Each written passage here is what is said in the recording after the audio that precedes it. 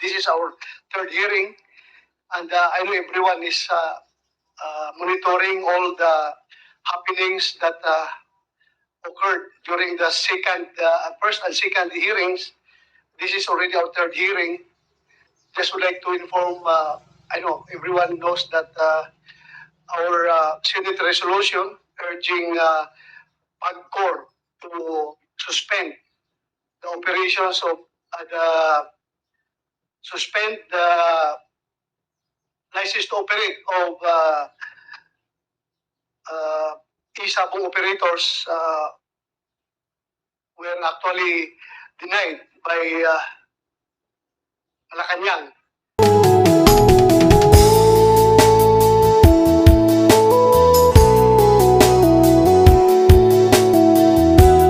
So wala na tayong magawa doon. We are not here to lick our wounds, but we are here to move on.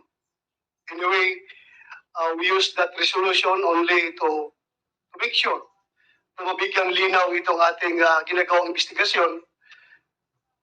But since it was denied, then we have to move on at hindi tayo dapat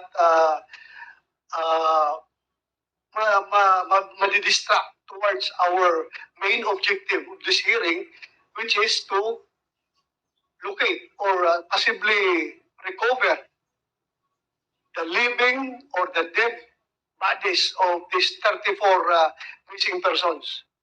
So dapat hindi tayo mawala dyan sa ating pinaka-main objective. So as we proceed, I would like to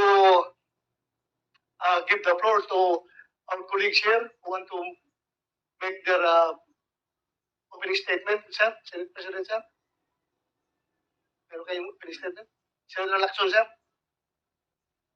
It's all right. We're here to listen. I'm here to listen, Fred. Thank you, sir. Senator Tolentino, sir. Morning, sir. Thank you, Mr. Chairman. I would like to manifest that mention was made during the last hearing as to the possibility of including children or minors to be present here as witnesses. But I totally concur with the idea of the Honorable Chairman that we might run afoul with existing Philippine laws if we bring minors here. Specifically, there is a Supreme Court memorandum, AM number 004-07-SC, which would not permit us, because child witnesses would only be allowed if the child is a victim of a crime, accused of a crime, or witness to a crime. But if he is a witness to a crime, such as what is under investigation right now, the committee should be mindful of the data privacy law. The committee should likewise observe Presidential Decree 603, otherwise known as the Child and Youth Welfare Code, as well as Republic Act 9344 or the Juvenile Justice and Welfare Act of 2006. So given the complicated procedure involved, wherein a child witness would have to be placed under the custody of the DSWD first before he or she can testify, I concur with the wishes of the Honorable Chairman that we forego with the same. But I still maintain, Your Honor, that there are children or minors playing or participating in e-sabong in the same manner as OFWs, not within the jurisdiction of the Philippines, but in the Middle East, participating in this game. So having said that, Mr. Chairman, I concur to your desire that we forego the same and proceed to the main issue, which is the missing sabongeros, Mr. Chairman. Thank you, Mr. Chairman. Thank you, Senator Tolentino. As I've said, there are 116 plus resource persons. So thank you for not giving lengthy opening statements and for orderly conduct of our hearing. I would like to make this clear na unahin muna natin first yung update yung significant update. There are 8 cases of missing sabungeros. So, si IDG, magbigay lang kayo ng update doon sa merong development. Kung wala naman, mamaya natin pag-usapan. Then afterwards, we will give the floor to the licenses, the license operators of Isabong, Mr. Atong Ang, and the rest who are here para mapag-usapan natin yung alleged conspiracy in Isabong operations among other Isabong operators. So, unahin muna natin yung update para mauna muna yung case number 1. You have any update sa DG? Yes, sir. We have an update, sir. And the Honorable Chairman of the Senate Committee on Public Order and Dangerous Drugs, Senator Ronald De La Rosa, sir. All distinguished senators present, invited resource persons, friends from the media, all attendees for today's hearing. Magandang umaga po sa ating lahat. There are now 8 cases being handled by the CIDG involving 34 reported missing persons engaged in Isabong within the period of April 18, 2021 to January 13, 2022. This series of sensational disappearances and abductions involving sabungeros in Manila, Bulacan, Laguna, and Batangas led the CIDG to create the Special Investigation Task Group Sabungero last January 24, 2022 in order to spearhead the investigative efforts of the Philippine National Police for the successful prosecution of these cases and eventual conviction of the suspects. For the case number 1, sir, we have an update. If you can recall, in the last Senate hearing on March 4, 2022, the CIDG announced a breakthrough on its investigation pertaining to the incident that happened on January 13, 2022 at Manila Arena located in Santa Ana, Manila, involving the disappearance of John Claude Inono and 5 others who went to said arena while on board a white Toyota Tamaraw FX with plate number UGE 368 to join a 6 stag derby.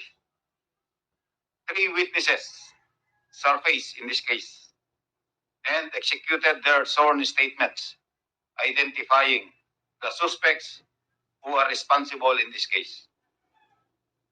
Based on the sworn statements of a vital witness, he identified 6 suspects, while 2 other witnesses also identified 2 other suspects. The CIDG investigators were able to acquire electronic evidence such as CCTV footages and telecommunication subscribers information and traffic data that would support the testimonies of the witnesses. To ensure an airtight case for the prosecution of the suspects, the PNP legal officers and CIDG investigators thoroughly reviewed the sworn statements of the witnesses and other pieces of evidence. Last March 18, 2022, a case of kidnapping and serious illegal detention punishable under Article 268 of the Revised Penal Code was filed against the identified 8 suspects and other jandos before the Department of Justice.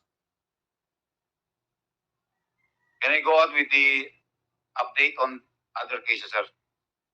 No, just case number 1. Yes, sir. We'll go one by one. Yes, sir. That's our. Ilang update. cases pa yan na may update kayo? We have 2 updates for the 2 cases. Out of the 8 cases that we handle, sir, we have Meron pang 2. yes, sir, good development on our updates. Okay, dito muna yan sa first case. Yes, sir. Sino yung naging witness ninyo? Sorry, sir. Sino yung naging witness ninyo? The name of Sa first the- case, yeah? Yes, sir. Oh. Can I give the name, sir? Andito ba siya? Yes, sir. Saan? He's on the Dawn and Blue, sir. Alias RV. Pwede bang mag-share ka sa amin sa nangyari? Mag-share rin mo lang. Hindi pala. Hindi ka pa nakapag...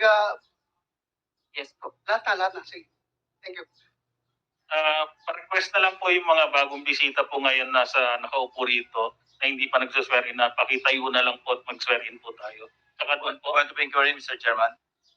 Point of inquiry. Are all 3 eyewitnesses present physically? All 3? Okay, thank you.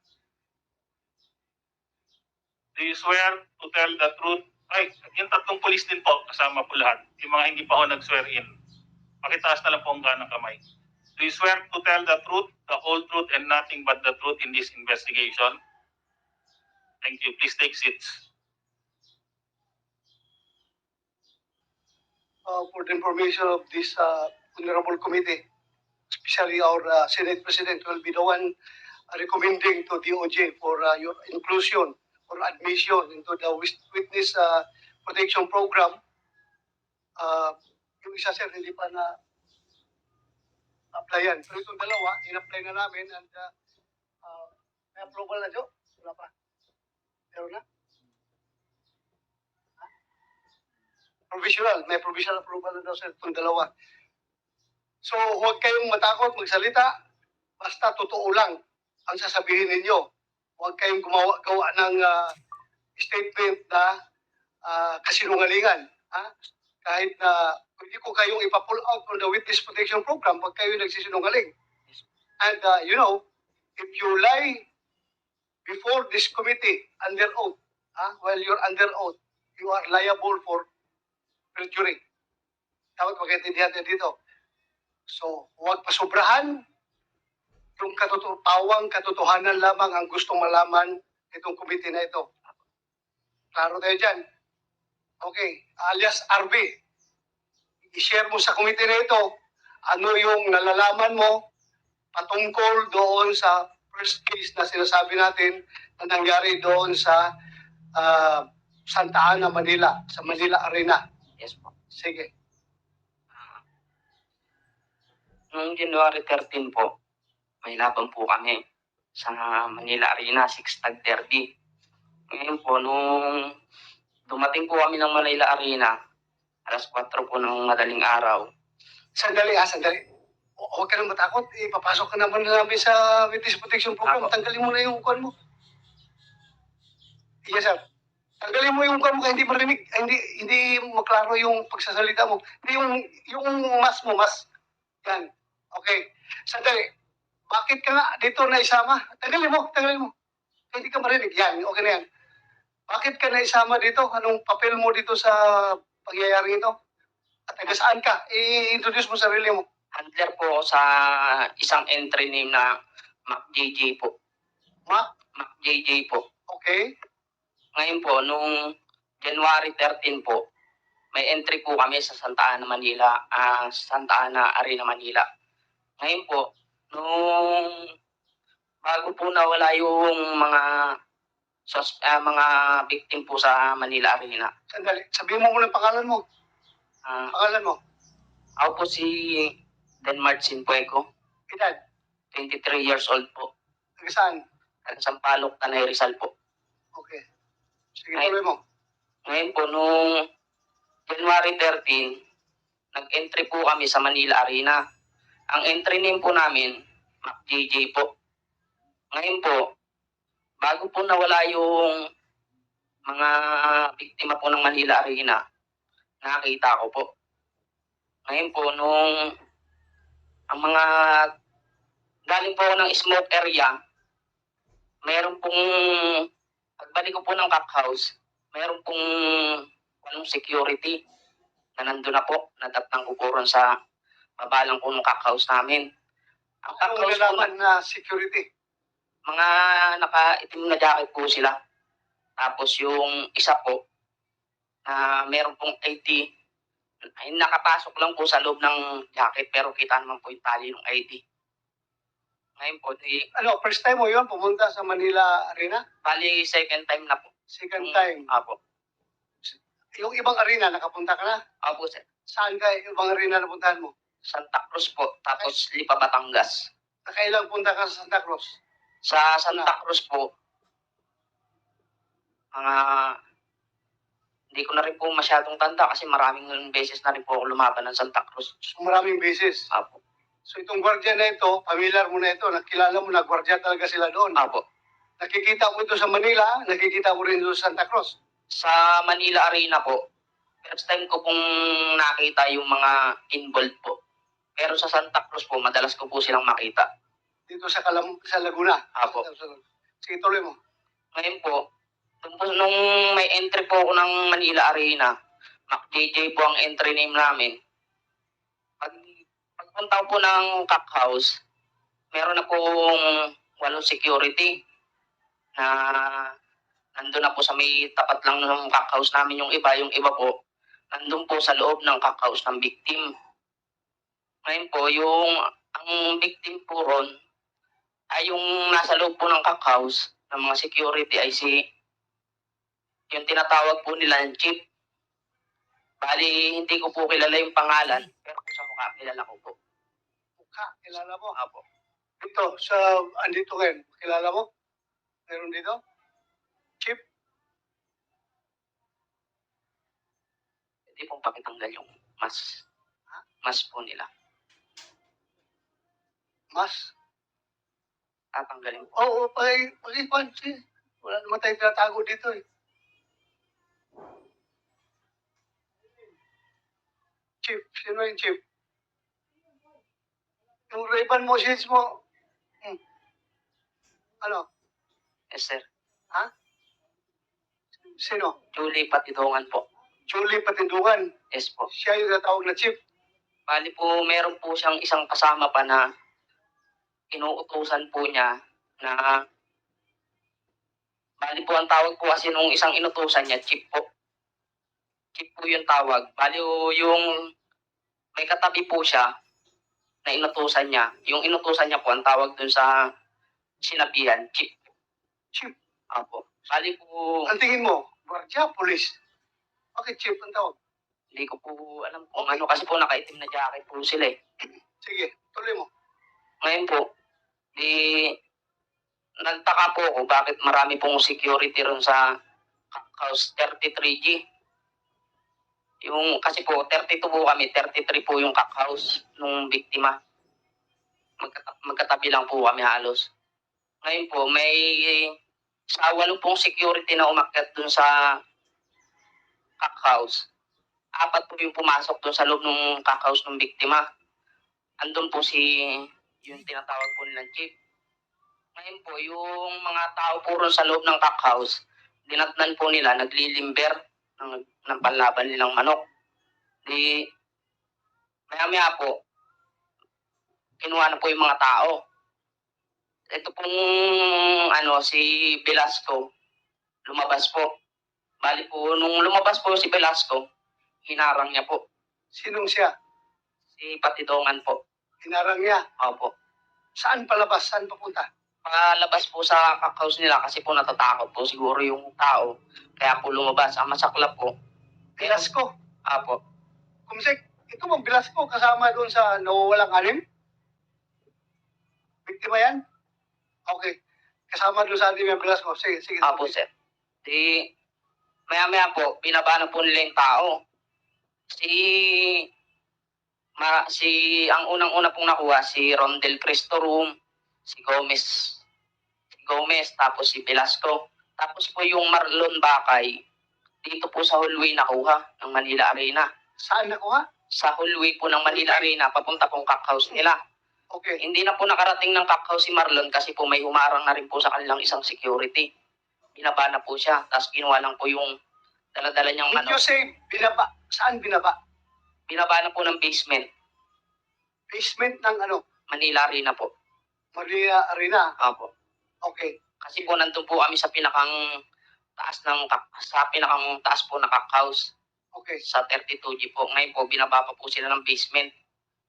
Ngayon po nung nakuha po yung 4 na tao, naiwan po si Mark Carlos Sabala, tapos si Patidongan po dun sa taas na nagbantay dun sa cock house ng biktima habang ibinababa po yung mga biktima. Okay. Di siguro po nung mga 1 minuto ang nakalipas, sumunod po ako dun sa mga ibinababang tao kasi po kilala ko po yung mga nawawalang tao sa Manila Arena. Sinundan ko po. Pagsunod ko po ron sa may basement, tinignan ko po kung saan dadalhin yung mga tao. Meron pong nakaabang na isang van. May nakaabang puro na isang van na pinagsakyan ng mga biktima. Ang nawawala po sa Manila Arena, si James Bakay, Marlon Bakay, Rondel Cristorum, Roel Gomez, and Jean-Claude Inonog. Yung 4 po sa 6 pong nawawala sa Manila Arena, ang nakita ko po, naaktuhan ko po na nakuha, 4 lang po. Pero po yung 2, si James Bakay, si Jean-Claude Inonog, nakita ko na lang po, sinasakay na po sa van. Ma-describe mo yung van na sinakyan nila? Yung light gray po na van. Light gray na van. Apo. Tapos, anong nangyari? Nung umakyat na po ako ng cock house, bali nung may sakay sila, hindi ko na po bumalik na po ako ng cock house, medyo nagtagal-tagal lang po ako. Kasi nga po, alam ko pa po, may security pa po sa taas. Maya-maya po, meron pa pong dumating na mga security na nagbaba ng gamit. Yun nga po si Consolacion, si Virgilio, tapos si Materiano. Matiliano, dito yung last meeting ah. Last po. Matiliano. Apo. Ano pa? Sino pang iba? Si Consolacion, Materiano, Bayog, tapos si Ayun. Dito rin yung bayo. sa bala po. 5 security na si Virgilio, Materiano, si Consolacion. Sandali lang. Paano mo nalaman mga pangalan nito? Bali po, nung oras po na mawala yung mga tao, yung si Inonog po, yung Jean-Claude Inonog, nakatawag po ron sa tatay niya. Yung tatay niya po, pumunta po sa Manila Arena. Pagpunta niya po ron, ang inabutan niya po ng mga security, pinagkukunan niya po ng mga picture yung ID. Yun po yung pinicturean ng tatay niya. Kaya po, nung pinakita po sa akin, na-identify ko po yung mga pangalan nila. Kasi po, meron pong picture si Inonog. Okay. Ngayon po, yung mga picture po na nakuha na ni Inonog, sila po yung mga naghakot ng gamit ng biktima. Gamit. Apo. Yung mga, Nakita mo. apo. Anong ginawa nila? Iklaruin mo. Paano yung ginawa? Pagdating po nila ron sa may cock house ng biktima, kinuha po nila yung mga gamit ng manok, yung folding, yung timbangan, yung atuka po. Kinuha po nila Virgilio, tas si Matiliano, tas si Consolacion po. Saan nila dinala?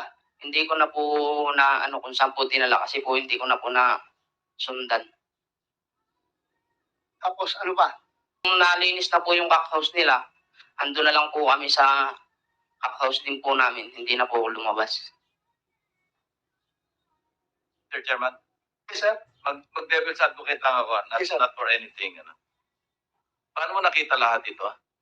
Bali po mayroon po nung dinatnang ko po kasi galing po ako ng smoke area. Pagbalik ko po ng cock house, nakita ko po may mga security na puro na 8 katao. Ngayon po, nung pumasok po ng cock house namin, kasi po malapit lang naman po yung cock house ng biktima, 32 po kami, 33 po sila. Nakikita po namin yung mga nadaan po na security. Wala naman pong face mask, Ano pa? Sandali. Bakit ka naging sobrang curious o interesado? Kasi sabi mo kanina sinundan mo pa, di ba? Meron ka ba nakitang unusual kaya ka naging interesado? Wala naman po. Bali po kasi yung mga tao Ano na natural ka ba talagang gano'n parang mausyoso? hindi po, yung mga tao po kasi na yun, kilala ko po talaga. Mga kaibigan ko po yung mga nawala. Hindi, pero kung wala ka nakitang unusual, bakit kailangan sundan mo? Ano po kasi, yung doon po sa nawala po ng mga tao, yung kapatid ko po, minsan po nasama po ron sa grupo po na yun. Ngayon po, ang naisip ko po no, nung makuha po sila ng security, paano na lang po kung yung kapatid ko yun nandun. Kaya po sinundan ko. Yeah, salamat. Salamat po. Gusto ko establish kasi yung parang sobrang interesado ka, wala pa namang unusual. Wala po. So, sige, salamat. Thank you, Mr. Chairman. Salamat po. Thank you, sir. Thank you. So, balik tayo doon sa antigen test. Velasco, nakasama ko po sa farm ni Inonog. Tapos po, Taga saan ka nga? Po. Taga saan ka? taga Sampaloc, Tanay Rizal po. Sampaloc, Tanay Rizal. Tapos yung mga most of them, yung itong nawawala, Sampaloc, Tanay Rizal din. Apo, So, isang baryo lang kayo, isang barangay. apo. Magkakilala kayo doon. Bali po, nagkakilala po kami niyan sa farm po ni Inonog. Nagtrabaho po ako dati kay Inonog eh. Okay, thank you. Salamat po. Sa DJ, before you proceed, salamat ha. Before you proceed doon sa next case na may update ka, gusto ko lang i-take up itong kaso, itong dalawang nakakulong ngayon sa provincial jail ng Laguna na apparently, according to them, lumabas ito sa TV, di ba? Interview ito sa TV na sila daw ay hinuli ng hinuli ng mga sabi na doon sa TV, hinuli ng mga gwardiya ng sabungan sa Santa Cruz, Laguna, then turn over sa PIB, Provincial Intelligence Branch ng Laguna, PPO, at pinailan ng kaso. So, this is very material. Kasi parang pareho ang pareho ang, kung if you are investigating crime, pareho ang modus operandi. Pareho yung circumstances na nangyayari. Ang diferensya lang, ito ngayon sila, buhay, yung iba, missing. Yun lang ang diferensya. As to bakit buhay sila, malalaman natin bakit buhay. So, yung dalawa na si Mr. Alvin Indon at si Mr. Darwin Indon, sino mas matanda sa yung dalawa? Alvin. So, pwede kang mag-share dito sa committee na ito, yung mga nalalaman mo about sa kaso ninyo? Opo, sir. Sige po. Salita ka. Ako nga po pala si Alvin Endon po, sir. Taga Tanay Rizal po. Tanay, Rizal pa rin. Tanay, Rizal. Opo. Sige, continue. Naglaban po kami sa sa may Santa Cruz, Laguna po. Noong November 18, 2020 po. Dumating po kami doon, alas 7 po ng gabi.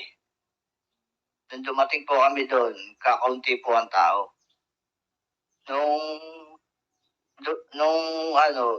Nagtanong po ako sa gwardiya, bakit po kakaunti ang tao?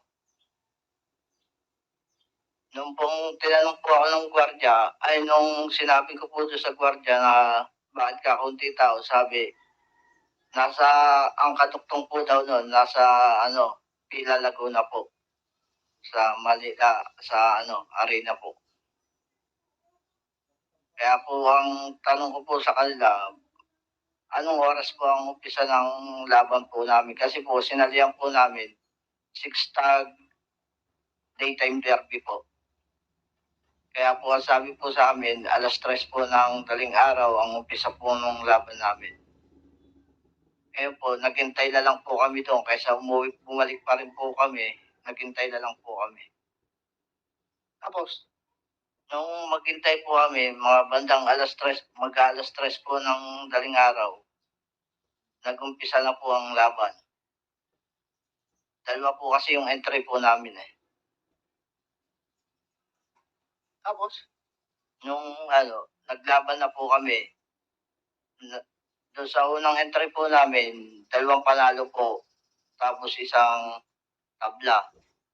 Doon po sa pangalawang entry, 2 panalo po, isang talo po. Doon po sila nagka-aberya po sa pangatlong laban. Ang sabi po daw na bakit po daw nabali yung buto ng paa ng manok. Tapos, Nung pong sinabihan, kinuha po sa amin yung natalong manok ng sentensyador ng Palasan po, sa Laguna po. tapos, Nung kinuha po niya sa amin, sabi po sa amin, mga manchochope yata kayo eh. Sabi ko, hindi naman po. Kami po ay naglalaban dito, pabalik-balik na po kami dito. Kaya po ang sabi sa amin po, sino yung nagsabi sa'yo?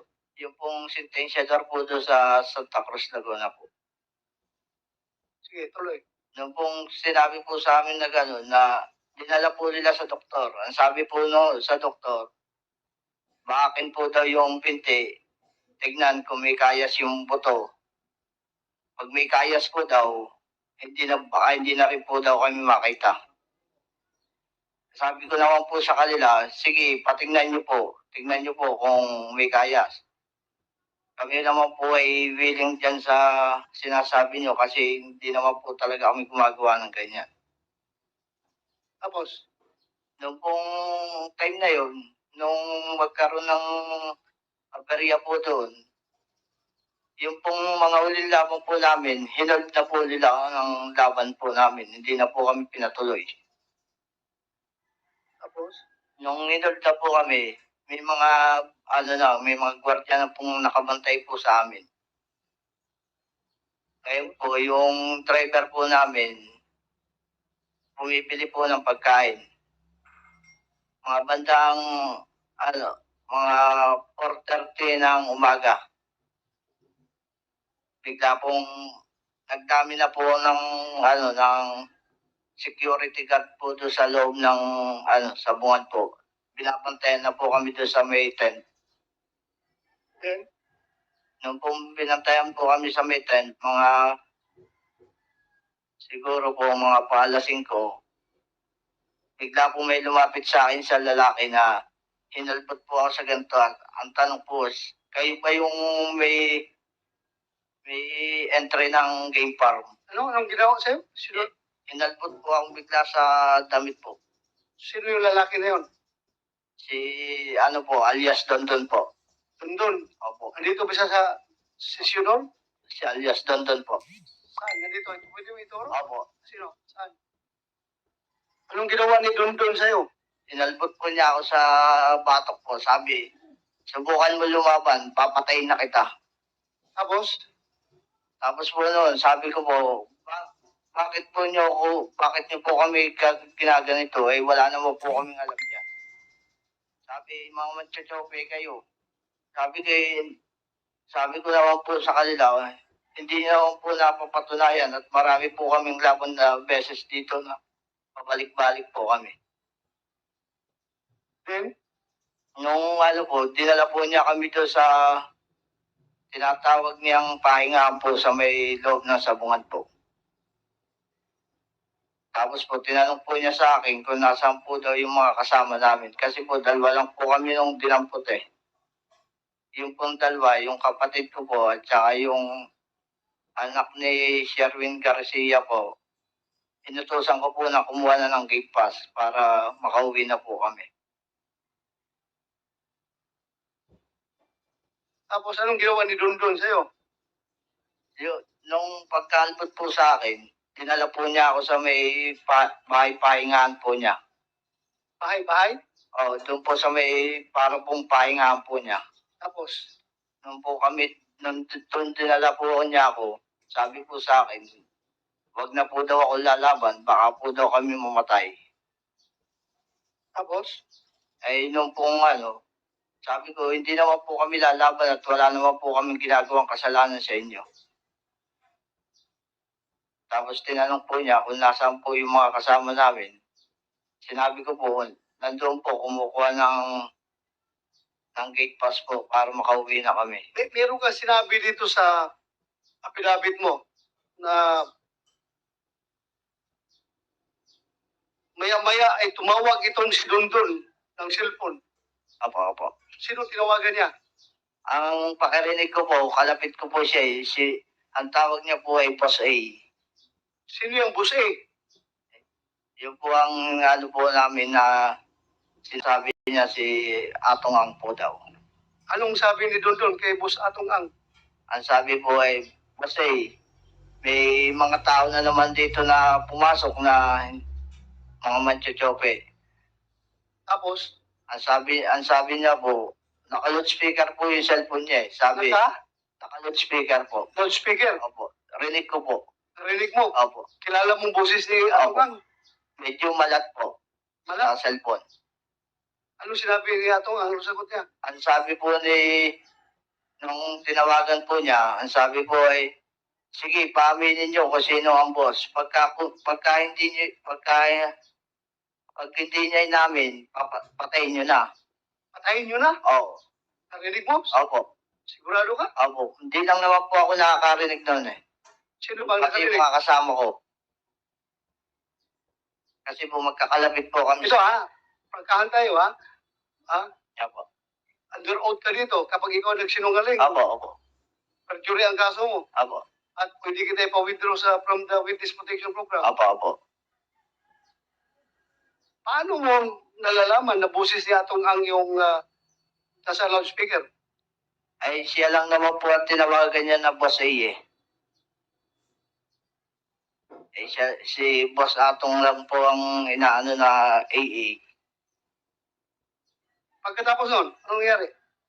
Nung pagkatapos po nun, tinanong po ulit ako ni Dondon po. Ang sabi, sino po daw yung boss namin? Ngayon po, nung marinig ko po, inamin ko na po. Sinong boss mo? Si Lisario Tolentino po.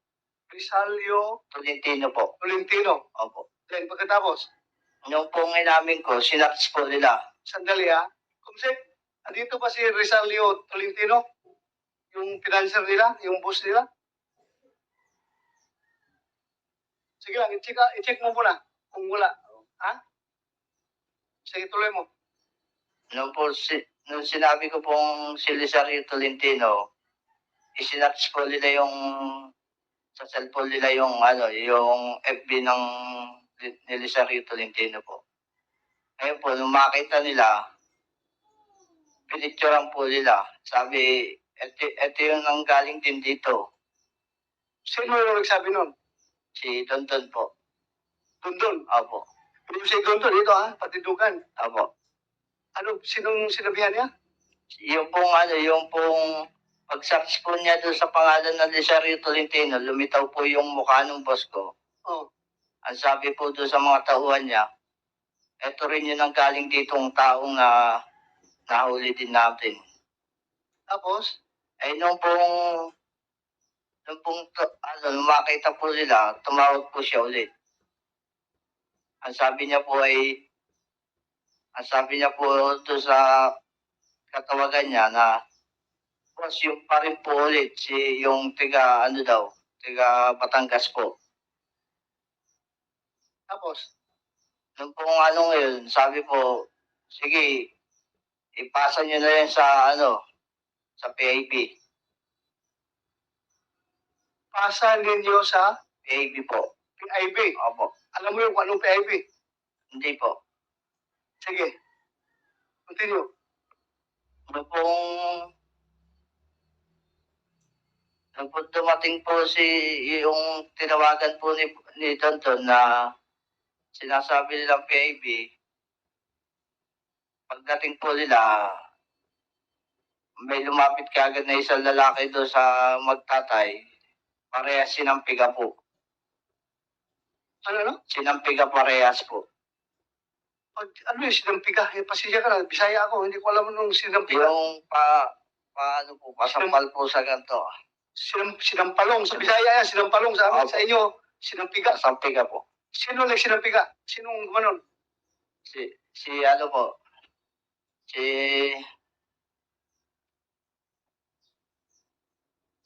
Navarrete po. Navarrete. Opo. Sino yung Navarrete?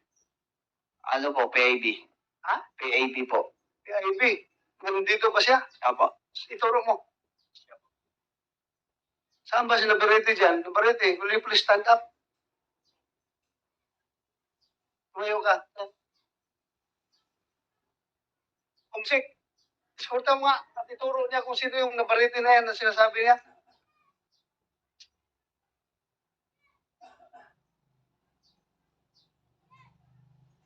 Pakitanggal mo, Navarrete, yung kwan mo. Navarrete, yung cover mo.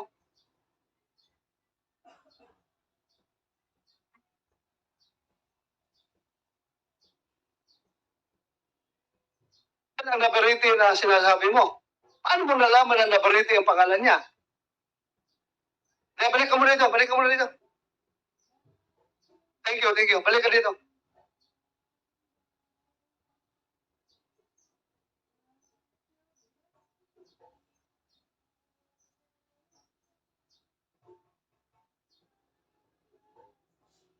Sige. Paano mo nalaman na siya si Navarrete? Doon pong kami dalhin po nila Sandali, sa... pagpunta niya doon, sinampalong niya Yung pong, ano, yung magtatay po. pagtatay, Nakasama. nakasibilya siya, naka-uniforme. Nakasibilya po. Oh, paano mo nalaman na Navarrete na nakasibilyan na siya? Nung po malaman ko na po yung mga pangalan nila, nung kami po idalhin nila sa kulungan po. Gawa po ng marami din po silang inuli, kilala po sila doon sa kulungan na yun. Saan kulungan yan? Sa Pagsangan, Laguna po. Station? Police station? Pakbase, Laguna po ang ano nun. Ano no? Pakbase, Laguna po. Base, Laguna? Opo.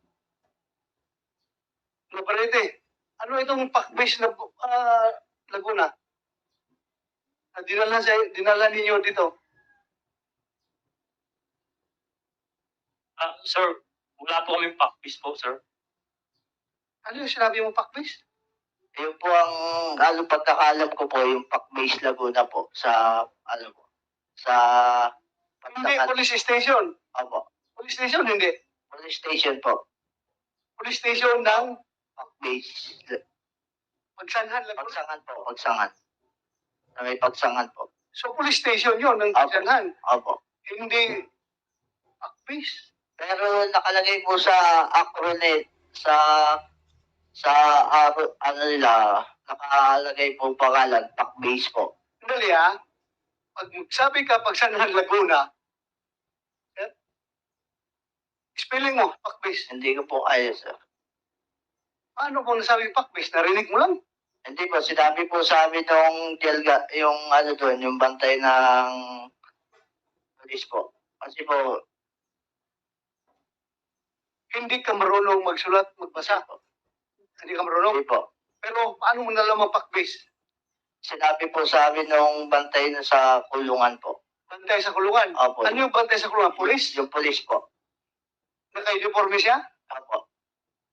So, police station yon. Opo. Kasi pagpunta mo doon, makita mo doon, Pagsanhan, police station. Opo. Pero hindi ka marunong magbasa. Hindi po. Anyway, sige, tuloy mo. Nung po ano, doon ko po nalaman yung mga pangalan nila.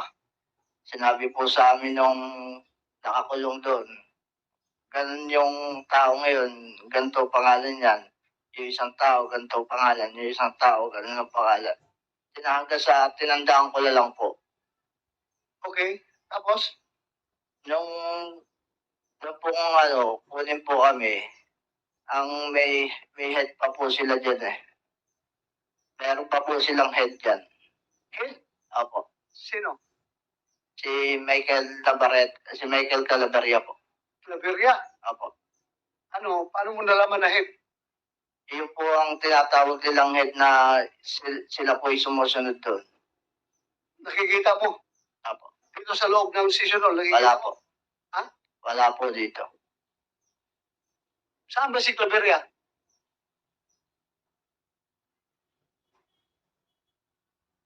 Si IDG. Yung Claveria.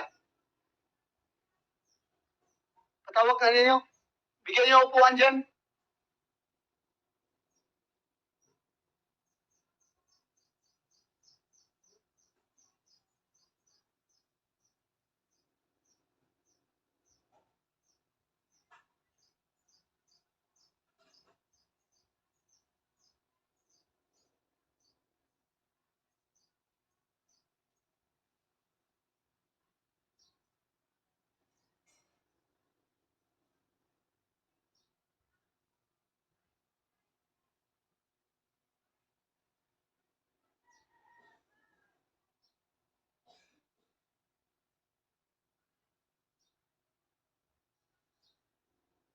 Sige, pag hinihintay natin si... Sino? Michael? Tuloy mo muna, tuloy mo. No, no po kung kami ginawa po doon. Kasi siya po yung parang namumuno doon na pinakang andyan nila yung tatlo po. Noon po kami ginawa, habang kami nilalabas na po sa sabungan, ang sabi po niya sa amin, bakit si Pas Atong pa ang inyong ang inyong binangga? Hindi nyo ba alam, pader yun? Dapat hindi, iba na lang ang binangga nyo, hindi na yun. Sino nagsabi niyan? Si Michael Calaveria po. Claveria. Andiyan na, Claveria, wala pa. Nandito na po, Your Honor. Ikaw si Michael Claveria. Anong ranggo mo? Police Master Sergeant po. Ikaw ang team leader ng Provincial Intelligence Branch ng Laguna? Hindi po, Your Honor.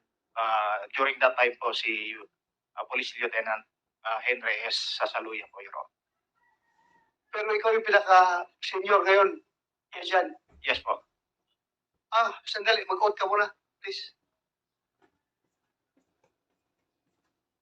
Pakitaas lang po ang kanang kamay. Do you swear to tell the truth, the whole truth, and nothing but the truth in this investigation? Thank you. Please take seat. Ulitin mo nga yung sinabi mo. Anong sinabi ni Claveria sa'yo? Nung po sinabi po sa amin ni Calaveria po na habang nilalabas po kami sa sabungan, sinabihan po niya kami na bakit si Boss Atong pa yung binangga namin. Bumangga po daw kami sa pader. Sabi na, Tapos, ang sabi ko naman po, nag-ano na lang po ako na, sabi ko, hindi naman po kami nag-chochope. Tapos sabi sa akin, hindi mo ba alam? Tumawag sa akin si Boss Atong. Binibigyan lang ang isang ulo nyo na 5,000 isang ulo. ano ibig sabihin ng 5,000 isang ulo? Papatayin po daw kami, 5,000 isang ulo po. Totoo yan, sinabi mo yan, Claveria? Hindi po, Your Honor. Again, I am reminding you na under oath ka, pulis ka, di ba? Sir, for Huwag kayo magsinungaling dito sa committee na ito. yes po, Your Honor. For information po sa everyone, Your Honor, I would like to inform na nandito po. Ito si Alvin Inden po, Your Honor. Nahuli na po yan way back 2015. Mamaya na, tatanungin kita tungkol dyan. Sige po, Your Honor. Nahuli na ito ng drugs noon pa, di ba? Yes po. At ngayon, kinasuhan na naman yun ng drugs. Yes, sir. Doon sa Pagsanhan, Laguna. Yes, sir. Pero hinuli ninyo doon sa Sabungan sa Santa Cruz, Laguna. Hindi po, Your Honor. It was a legitimate operation po, Your Honor. It was legitimate operation po sa ng bypass. O, pero na, Yes, sir. alam mo, magprangkahan tayo dito. Excuse me, Your Honor. Since ako naging chief PNP, sabi ko sa inyo, I am your number one friend. You are performing your duties properly, legally. Magpakamatay ako sa inyo. Dipinsahan ko kayo till death. Kapag ginagawa ninyo yung trabaho ninyong matino at legal, isusugal ko yung buhay ko para sa inyo. Pero pag kayo naman ay gumawa ng kalukuhan, illegal, I am your number one enemy. Yan yung sabi ko sa inyo noon pa eh. Kaya sana huwag tayong maglulukuhan dito. Ha? Yun lang sa akin. I love you. You are my man. Kaparo ko kayo for how many years? Pareho tayong uniforme. Pero pag kalukuhan, ang ginamit ninyong uniforme sa kalukuhan, goodbye. I am your number one enemy. Pagkahan tayo. Pero kung you are unduly accused by these people, I am here to protect you. Wala tayong may tago dito. Nandiyan si Lord. Nakikinig sa lahat ng pinagsasabi natin dito. Kung tayo nagsinungaling, alam ng lahat yan. Lalabas ang katotohanan dito. Kaya, magpakatotoo tayo. Huwag natin gamitin yung ating uniform at tsapa sa kalukuhan. Dahil doble ang ating pananagutan dyan. tayo nagluloko. Sige, tuloy mo. Your Honor, yung po sa sinasabi niya na hindi po daw kami sa sabungan na uli. May katibayan po ako sa sabungan po kami nuli. Ng November 19 po ito. 2020 po.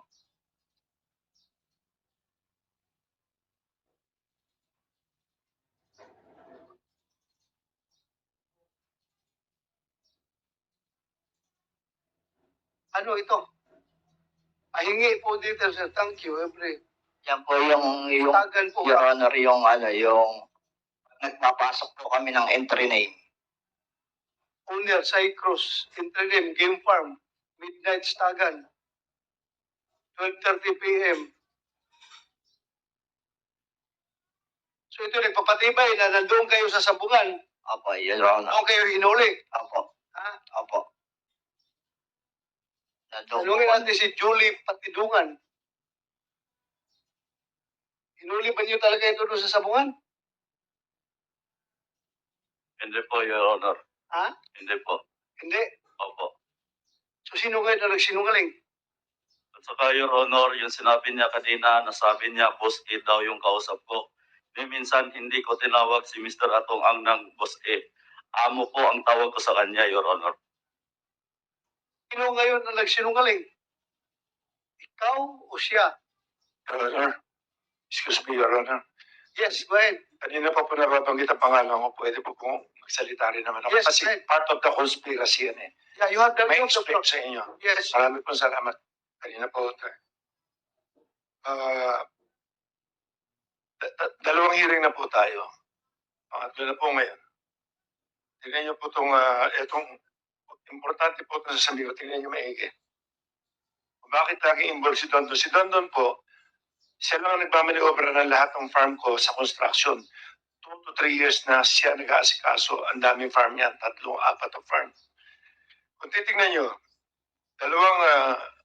dalawang Senate hearing plus ngayon, ang question kung sino-sino nilalabas sila, biktima ba silang lahat? Ang media, lagi nakafocus na kami lagi, hindi lang kami kumikibot, pinapanood ko lang kung ano nangyayari. Talaga bang si Butch Inonog, inosente ba? Or biktima? O ano? Mr. Atongang, ha? I just would like to remind you na kaya nakafocus sa inyong investigasyon. Dahil, naturalmente, doon last nawala, bago nawala yung mga tao, doon sa sabungan ninyo. Yes, Your Honor. Before you want to destroy the credibility of whoever, kung anong klaseng tao si Inuno, I just would like to tell you na kaya nakasintro, baka sabihin mo na kayo lang ang pinagtutukan. Kayo talaga. Sa inyo talaga nakatutok ang investigasyon. Ano nangyayari? Hindi ko po sinisira credibility niya. Pwede po tapusin ko lahat. Sige. Makikita niyo po ang conspiracy rito. Sige. Gusto niyo po malaman Yeah, yung conspiracy. Go ahead with the conspiracy. Tapos kasi mahaba-haba konti lang to, pero andito lahat ng laman. Sige, please, continue. Kasi putol-putol to, pagka na-question ako ng isa, magtataka kayo, hanggang dulo ang sagot dito para matapos itong pinag-uusapan na to eh. Okay? Andito lahat ng laman, okay?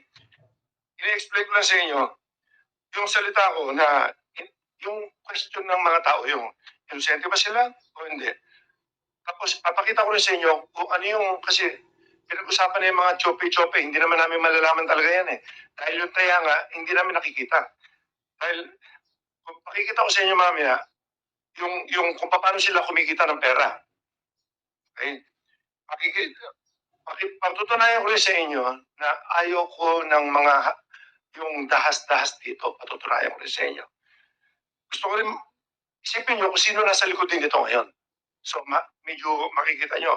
Kaya kung sana, pakinggan nyo lang muna. Maraming po salamat. Your Honor. Okay.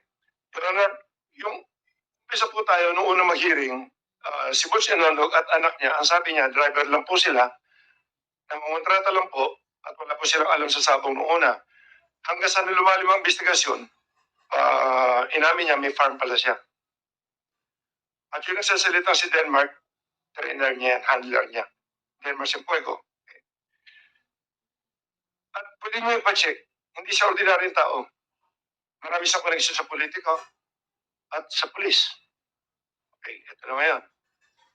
Pangalawa, merong isang family dyan na sinasabi yung Magbanwa family na ang anak niya nawala. Ang amo na niya si Julius Chris Abilio. Yan ang sinasabi niya. Tinanong nyo, si Inonog, hindi niya raw kilala yan. Checkin nyo. Si Inonog, tiga-Tanay. Si Chris Abilio, tiga-Tanay din. Hindi raw sila magkakilala, wala raw siyang connection dyan. Pero yung Magbanwa, tiga-Tanay pa rin. Yung family, puro Tanay ito eh. Okay, ngayon, ang sabi ni Inonog, hindi siya involved masyado sa sabong at ang anak niya, driver lang, nangungontrata lang, binabayaran yata ng 5,000 or something para kumita. Video tayo para makita natin. Yung slide.